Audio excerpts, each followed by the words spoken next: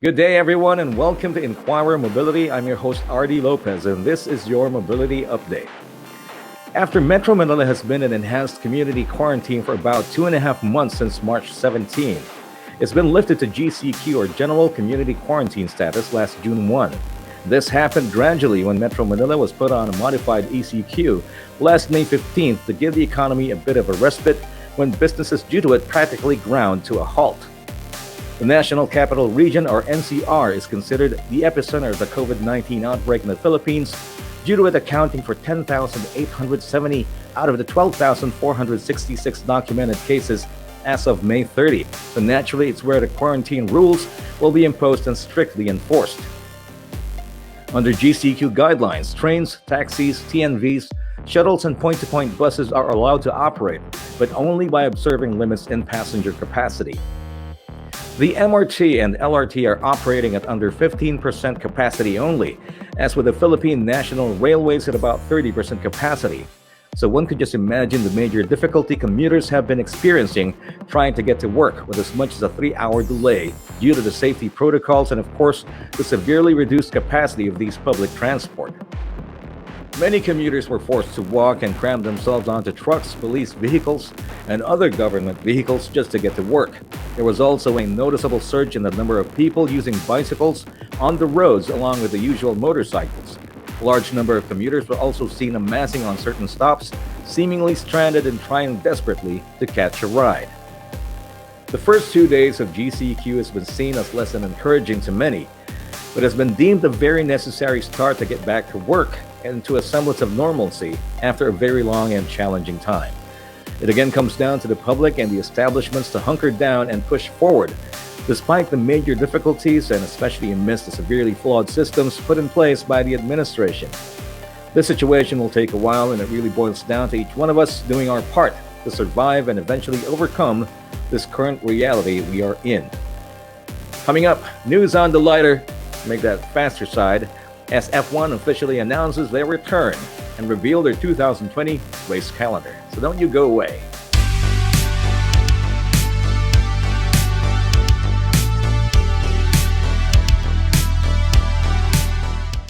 Good day and welcome back to Inquirer Mobility. This is your mobility update, and I'm your host, RD Lopez. And tonight, or today, we're going to be talking about the resumption of Formula One this 2020. And with me right now is one of my best friends in the motoring beat and everywhere else. This is William Herrera of Red Rock Travel. How you doing, buddy? Hello, good day to everyone watching. Thank you for having me. We're doing well, coping as best we can in this Yeah, pandemic. So, yeah, you bet. it's looking good that Formula One has finally decided, no, finally came out with the official list of the first Right. 8 races for I'm 2020. sure exactly. A lot of diehard fans are waiting for those updates. And finally, official Yeah, news and good news at that from Formula One. yeah, So the big news is, yeah, Formula One is going to come back and it's going to happen this July and it's right. going to start in Austria. But let's Austria. go back to when exactly they sort of like stopped doing the actual races. So when the pandemic sort of like blanketed the globe, it was like was that mid-March when they stopped the races, and it happened where? Yeah, the race for Australia, which was the initial race for the season, was declared canceled on the Friday of the race weekend, Right. which didn't go well with a few fans who flew over to Melbourne. But I'm sure.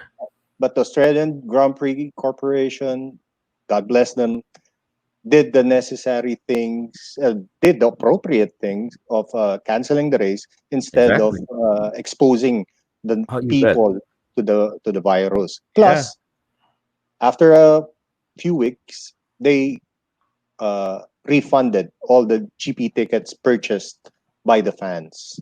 That's the way to do it. So, I'm sure that action, it's no exaggeration. That definitely has saved lives. You oh yeah, know, for sure, for yeah, sure, exactly, for sure. And that was the intelligent and the sensitive thing to do, and the humane thing to do. responsible thing to do. Yeah. So I guess everybody really did get turned off after that one, especially if you happen to be there in your colors Yeah. and your livery, with Yeah. your accessories, and then you're all hyped up with beer in your hand and stuff. But then after that, when they realized the gravity of the situation, I'm sure they didn't understand. But unlike the other types of motorsport or disciplines of motorsport, Formula One did not really come up with anything virtual that was really Um, officially Formula One, right? no. Although a few of the younger drivers, notably was Leclerc and even Norris, Yeah, did dabble in occasional virtual races against non F1 drivers because there was exactly. a few races. Yeah, they even did. I That would think be they did great. Indy or NASCAR tracks. But Exactly. Well, yeah. if you understand the kind of rigors a Formula One driver goes through in terms of training, not only the Mhm. physical training, even the virtual training while the actual season is happening, they go through simulators, just to keep their reflexes in tip top shape. Sharp. Yeah. So they always have to, be at the edge in terms of Yep. their performance capability. So, Yep. yeah, so that, I'm sure a lot of drivers took advantage of that break to take a break, Hmm. Yep. etc. And or others, yeah, like you said, joined other virtual motorsports just to be there and keep on their hands on the wheel, so to speak. Yeah. Okay, so True.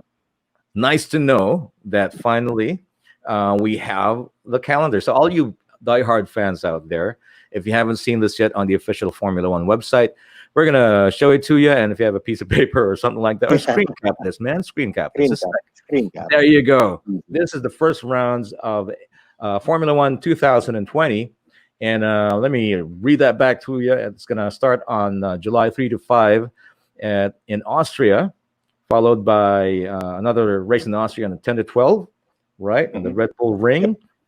And at Hungaro Ring, Hungary, on July 17 to 19, followed by Silverstone in UK, July 31 to August 2, and same at Silverstone in UK, August 7 to 9. And then in Catalonia and Circuit de Barcelona, And August 14 to 16. And Spa, Francorchamps in Belgium. Oh my goodness, my accent. August 28 to 30. Belgium. And then lastly in Monza in Italy, September Italy. 4 to 6. So that would Yes. be 8 races. That's Eight right. races. Yes. Eight Eight races races. for 2020 calendar. But of course, it does not stop there. It's going to go on till the end of the year, and it's actually going to be followed by the Singapore Grand Prix also on September. Would you know the Yeah. exact dates on September for the SGP? Actually, it's 2 weeks away after Monza, so that would be on the, just to be sure, 18, 19, and 20th. That's the original date of the Singapore Grand Prix. But of course, with the pandemic being still, I don't know if it's still up out there Yeah, come September. So it could move, but I believe the Singapore Grand Prix people really want to keep their date because it's kind of hard to move a a street circuit because they need time to build the street circuit, all the lights and everything because that's it's a true. night race. It's a night race. Exactly. Yeah. And it goes through the city. It's not like Oh a, yeah, like a yeah, fixed track where, it's just yeah. It's basically in the middle of blanketed and nowhere. dusted off when it's time. Right, exactly. So, yeah, but I have to stress to everyone that don't go jumping up and down with with your beer yet, because all these Yeah, races, as per F1 regulation, in adherence to the safety regulations for COVID-19, this is still a GMQ. If you never heard of that, that would be like no. General Motorsport Quarantine. Oh, okay. That's new. Again, again, yeah, there's a original from here. Yeah. Okay, so That's still new.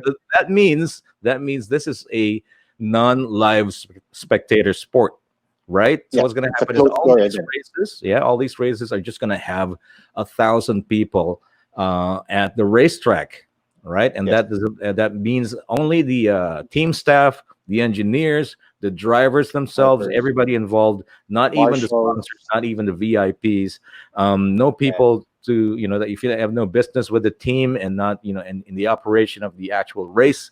you can't Yes. be there. So Yeah. you can watch this, of course, on every platform, and they're going to make sure you go see it. But yeah, 1,000 people, a non-actual spectator sport, Hmm. motorsport, for all these 8 races from F1. But Yes. there's a light at the end of the F1 tunnel, and that would might be SGP, the Singapore Grand Prix, also in September after Monza in Italy. So Yes. it depends on how things pan out, how things develop, and hopefully how things improve from this pandemic situation. By September, the Singapore Grand Prix might and hopefully would resume just like before, with spectators, with the actual concerts and everything that goes on in that most festive race in Formula One whole Yes. series. What do you think, William? Yeah, I believe so. I certainly hope it does. I hope a vaccine becomes available soon. And of course, first and foremost, we have to keep the people safe. No That is amount true. of money will replace a life. So first and foremost, keep the people safe. If you have a vaccine, or the Singapore government, or any circuit for that matter, any organizer can properly install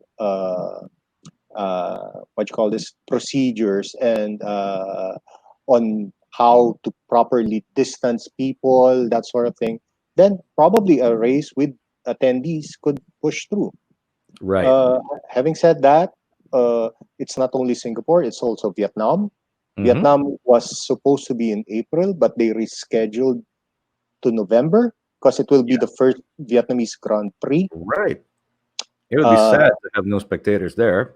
yeah, so they're still banking, hoping that they can get people into the gates, just like Exactly. Singapore, just like Brazil. That's right. Well, Formula One is a global spectacle, so they really have to really, be sticklers to the regulation and safety of everyone. One major Mhm. mistake, one if it gets traced to Yeah, Formula One, an outbreak again or a rebound or something like that, then yes, it basically pulls the plug and puts everything down the drain. So true. yeah, understandable, and most definitely, yeah, everybody would be waiting for that. But it's still very good news that these are not computer generated models running around the Yes, track. It's not virtual, it's for yeah, real. Yeah, yeah. so The cars will get damaged when it hits another car. yeah, Frustration will be there, anger will yeah, be there, and the joy yeah, of yeah, you winning, can hear albeit, actual bleeps of expletives, yeah, when drivers make mistakes or or yeah, disobey team commands and all that. yeah, So yeah, I was fortunate enough to be able to uh, experience the Singapore Grand Prix last year, and thanks to RRT, we were all there to watch it. And though it's not my first Formula One race, I was with some first timers, and I really did share the excitement of their first time. So a shout out to Koi and Kelvin I, Kaluag. You made the experience all the more fun in yeah, Singapore, and it was a chock full of excitement because I was able to watch U2. Sorry, that's Red Hot Chili Peppers live. Yeah, that's right. Because in the same year, I was able to watch U2. Oh my goodness! oh What? yeah, Yeah, so I never in my life I would imagine that I would be able to watch two of my iconic favorite bands. Anyway, Red Hot Chili Peppers, and they're still as hot as oh ever. yeah, oh Parang yeah. sili pa rin. Kung magsayaw si Anthony Kiedis, para pa rin Anthony nakakain Daly. ng siling labuyo. Anyway, that's right. So yeah, I hope you got the calendar right here. With Singapore Grand Prix, they're still accepting bookings, right? Yes, they are. Right. Uh, Agents are still selling, even though their website, uh, it's still up and selling.